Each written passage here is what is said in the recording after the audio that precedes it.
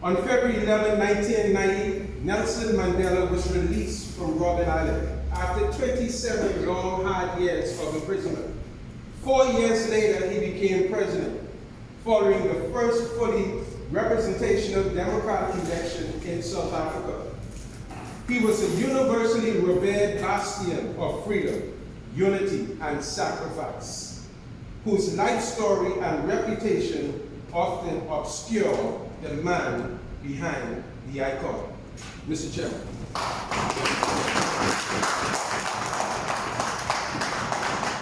Fellow Toastmasters and guests, Mandela's oratorical prowess and irrepressible conviction have been his most potent tools in the struggle against apartheid and the forging of a new inclusive South African national identity. The Great. When I think about this story, I think about the sacrifices my father made for my siblings and I, working 14 hours a day to put us to school, keep a roof over our heads, and put clothes on our backs. To me, he was great. He was my hero. And for this, I will forever be grateful to him, even in his passing. Great men make great sacrifices to make others around them great.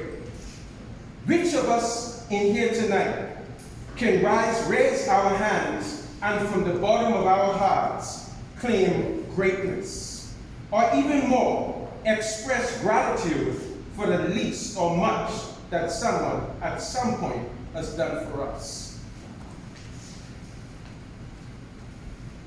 Martin Luther King was a visionary.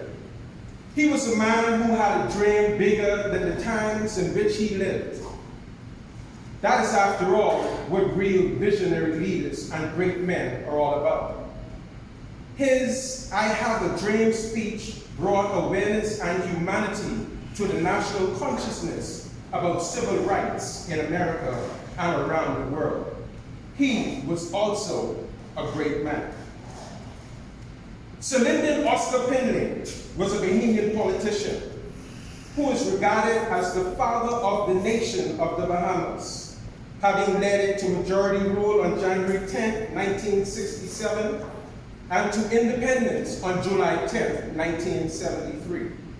He served as the first black premier of the colony of the Bahama Islands from 1967 to 1969, and as Prime Minister of the Bahamas from 1969 to 1992.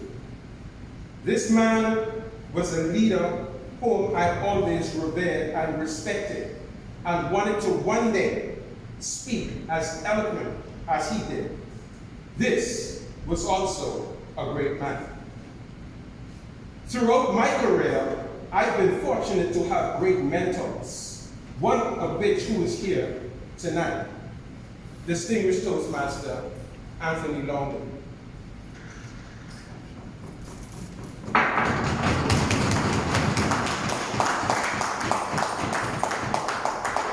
Mentors who were willing to take a bet on me and provide meaningful opportunities for growth. These mentors have not only taught me about what is important, both personally and professionally, but they have also given me many big breaks in my journey to success. My greatest mentor was my mother, who had supported and guided me throughout every walk of my life. It is because of her I am who I am today. She made countless sacrifices for me, inspired and encouraged me to study and be successful. For this, I will continue to sing the praises of Almighty God for my mother. In summary, if I can help someone as I pass along, if I can cheer someone with a word or song, if I can show someone he's traveling wrong, then my living will not be in vain.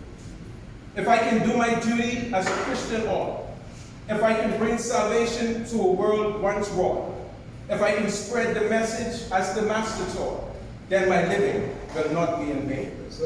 Fellow Toastmasters, Ladies and gentlemen, I encourage you, I admonish you to stay faithful, stay foolish, and stay grateful. Mr. Chairman.